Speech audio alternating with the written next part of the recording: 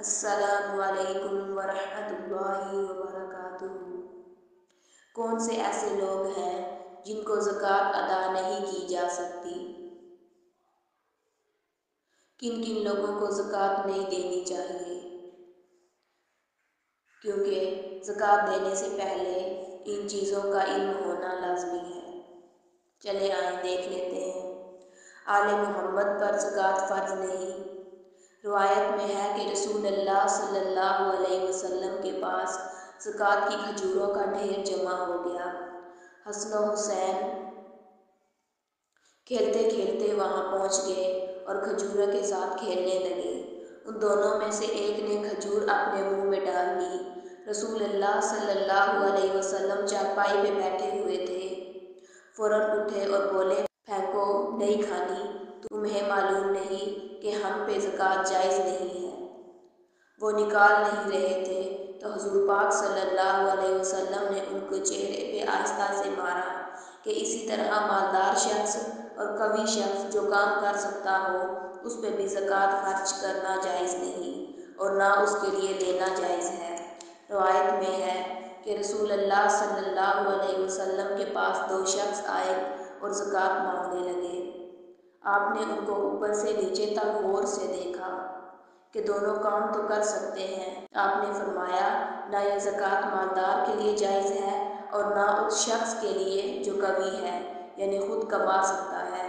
ہاں، اگر کوئی قوی شخص ہے، کما سکتا ہے، قرضوں میں پھنس گیا ہے، تو اس معاملے میں قرآن بھی کہتا ہے کہ ان کا قرض ادا کیا جا سکتا ہے، بلکہ آپ نے فرمایا جو قرض معاف کر دیتا ہے یا ادا کر دیتا ہے تو قیامت کے دن اس کے پاؤں جنت میں جما دیے جائیں گے۔ اللہ تعالیٰ ہمیں بھی توفیق دے۔ کافر کو زکوٰۃ نہیں دی جا سکتی۔ عبداللہ بن عباس بیان کرتے ہیں، حضور پاک صلی اللہ علیہ وسلم نے جب معاذ بن جبل کو یمن کی طرف بھیجا تو فرمایا کہ تم سب سے پہلے توحید کی دعوت دینا، جب لوگ جان جائیں تو نماز کی دعوت دینا، جب نماز کی پابندی کرنے لگے تو زکوٰۃ کا حکم دینا، اور زکوٰۃ لے کے ان کے مسلمان مالداروں سے، یعنی ان کے مسلمان جو مالدار ہیں ان کے سے زکوٰۃ لے کر مسلمانوں پر ہی خرچ کرنا۔ ہاں، اگر کوئی عیسائی یا غیر مسلم ایسا دیکھو کہ جو اسلام کے نزدیک آ رہا ہو تو اس کی تعریف قلب کے لیے اس پہ مال خرچ کیا جا سکتا ہے۔ اپنے والدین پہ زکوٰۃ کا مال خرچ نہیں کیا جا سکتا اور نہ ہی اولاد پہ۔ حضور پاک صلی اللہ علیہ وسلم نے فرمایا، میرے صحابہ، اس بات کو سمجھو کہ تمہاری اولاد اور ان کی کمائی یہ بہترین کمائی ہے، یہ زکوٰۃ نہیں، ویسے ہی تم اس کے مستحق ہو۔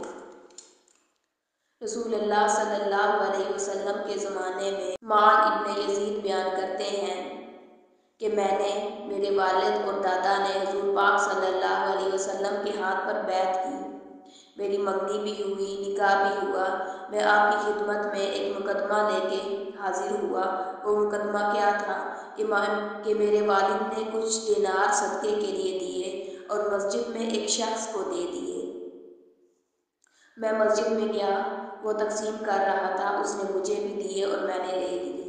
جب میرے والد نے دیکھے یہ دینار اور درہم تو وہ بولے، بیٹا، میں نے تو زکوٰۃ دی تھی، تمہیں یہ کیسے مل گئی؟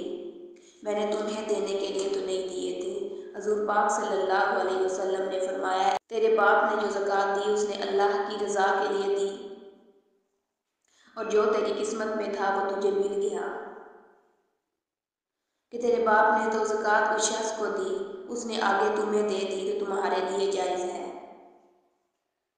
یہاں سے یہ بھی معلوم ہوتا ہے کہ اگر اولاد کو زکوٰۃ دینا جائز ہوتا تو صحابی کبھی بھی یہ مسئلہ لے کر حضور پاک صلی اللہ علیہ وسلم کے پاس حاضر نہ ہوتے۔ ایک اور بات پہ غور فرمائیں کہ اگر کسی شخص کو زکوٰۃ دی جائے تو وہ شخص آگے کسی کو ہدیہ دے دے تو اس شخص پہ جائز ہے۔